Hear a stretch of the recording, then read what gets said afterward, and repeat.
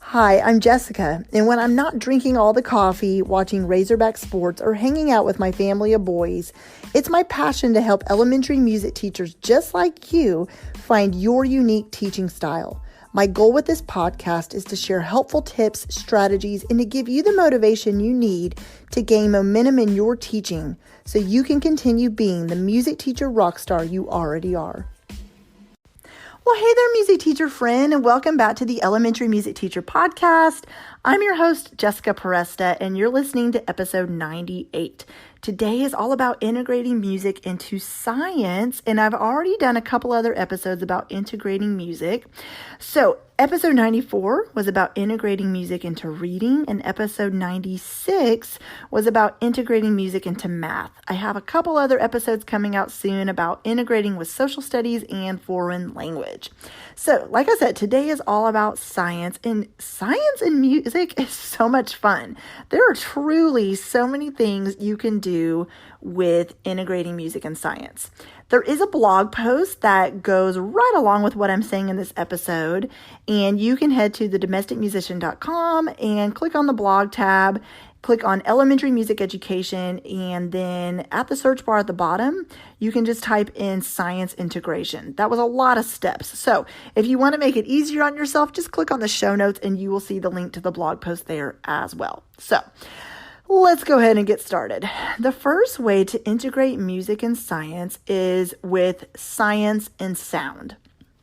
So one of my favorite activities is called the cup activity. You probably already have an idea of where I'm going with this.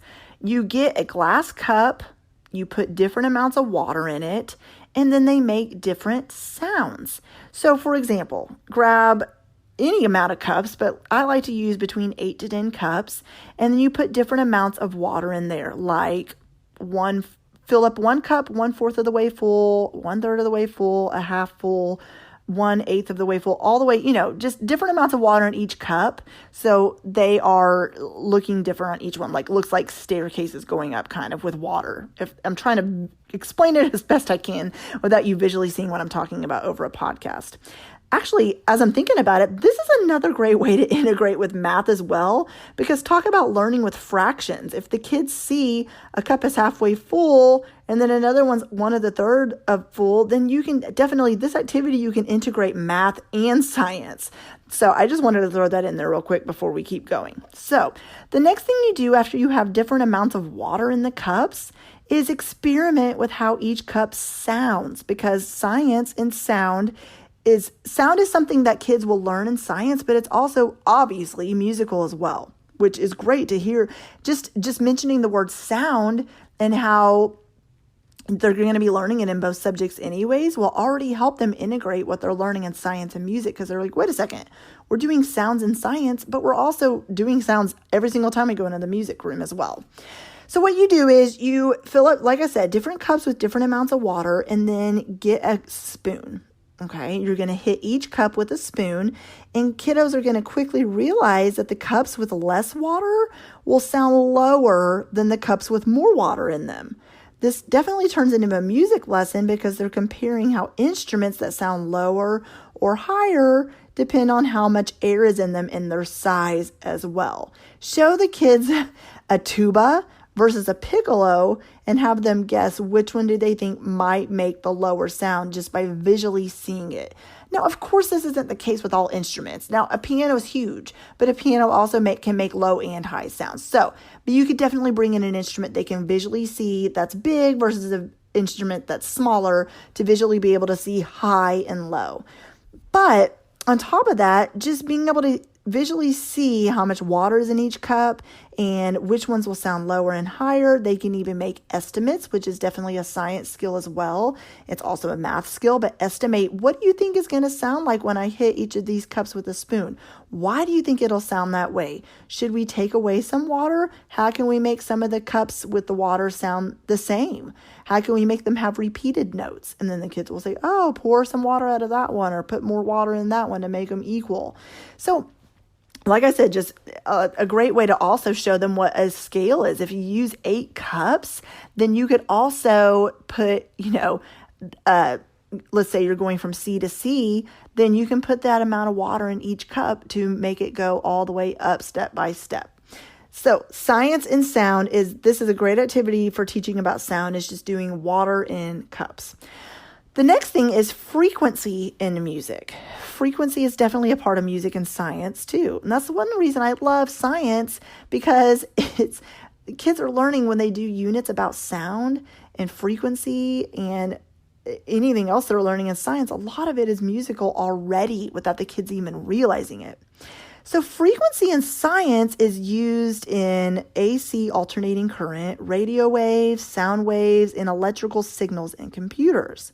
In music, frequency can be used to describe the different notes on a piano, since they have different hertzes and therefore sound different. So finding the similarities between frequency and music, I almost couldn't say that word, I almost said frequency.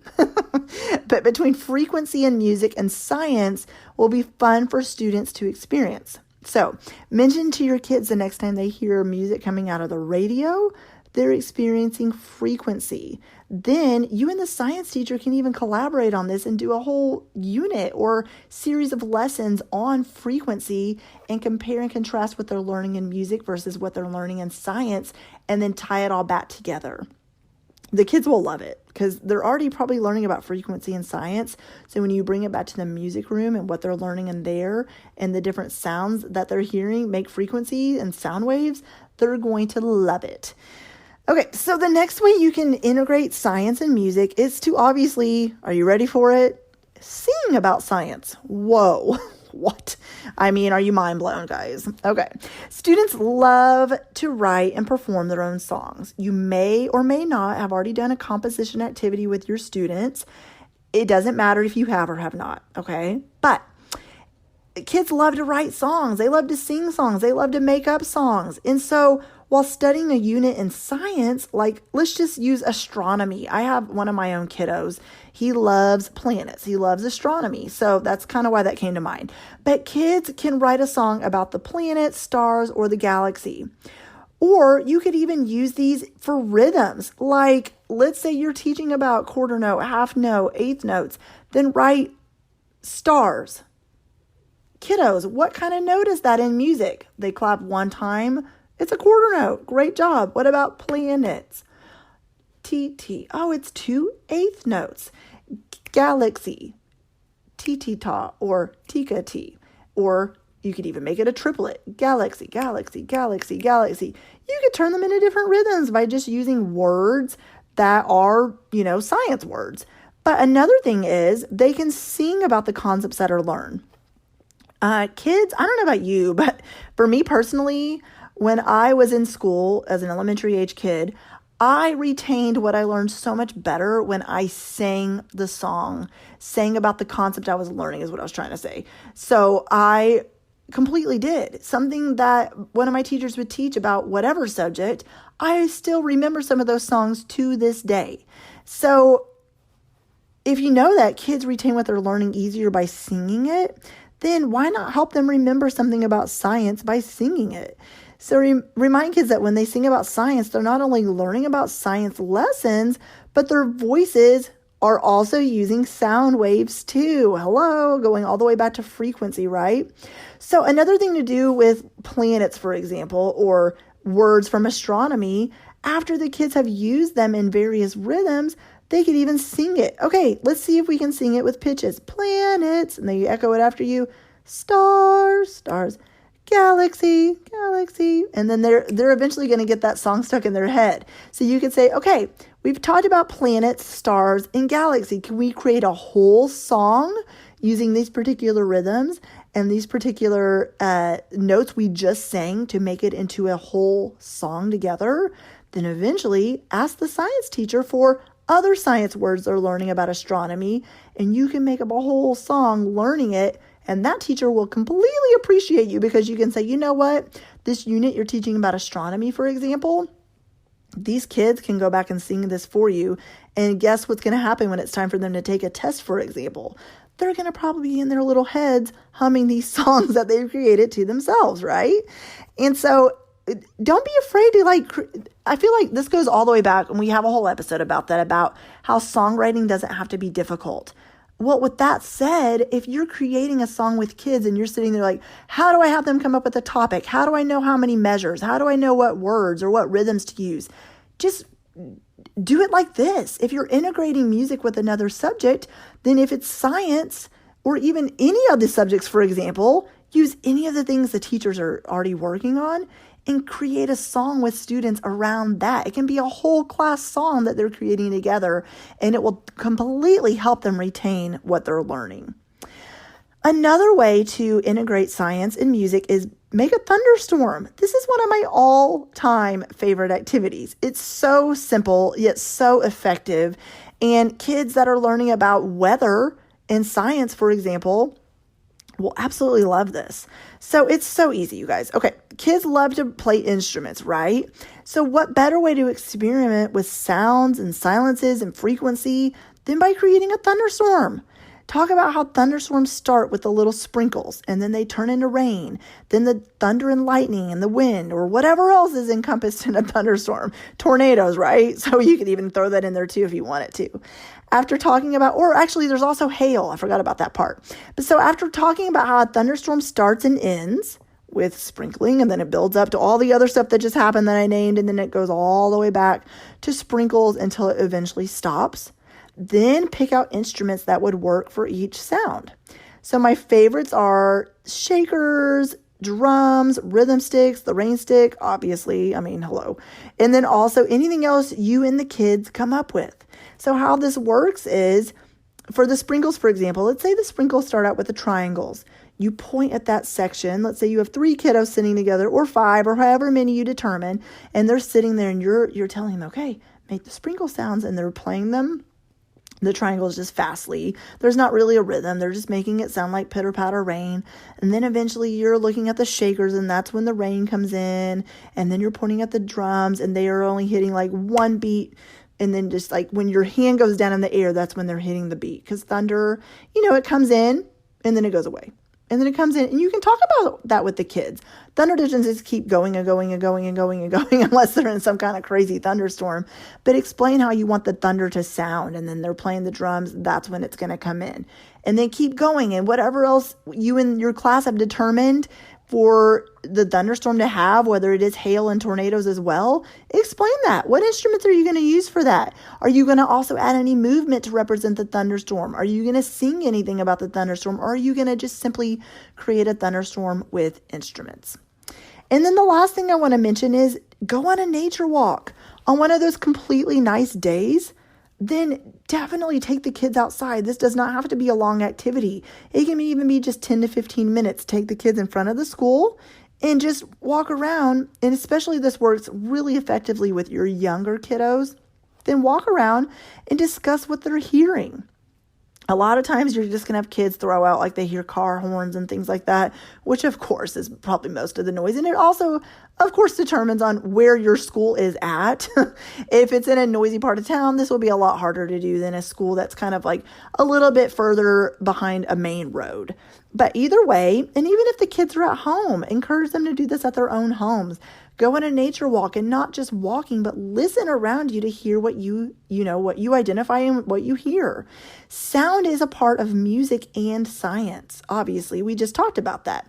So just like our voices while singing that make music while we're singing, everything in nature makes high and low pitches as well. So encourage kiddos while they're outside, they're going to hear cars and trucks, but also what animals do they hear? I know in my own backyard, there's tons of birds, and it's really cool. My sons and I love to sit out there because every bird out there, they all make different sounds. They all sing in different ways, even the birds.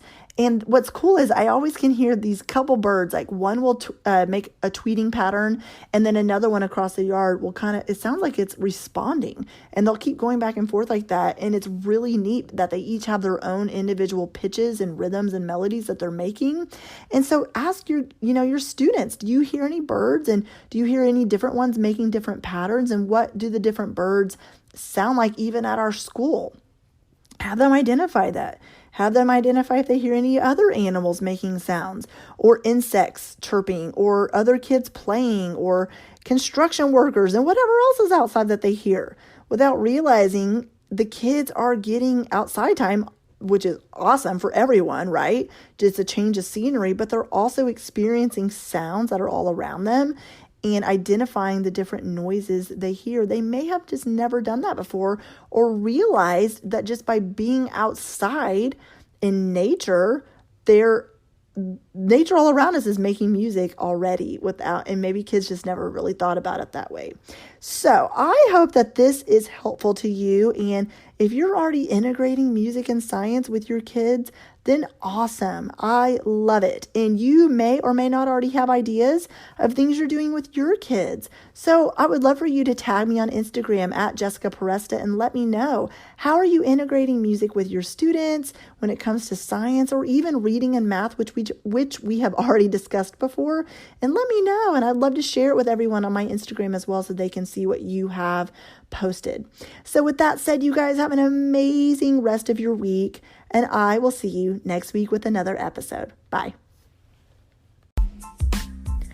Thank you so much for listening in to the Elementary Music Teacher Podcast.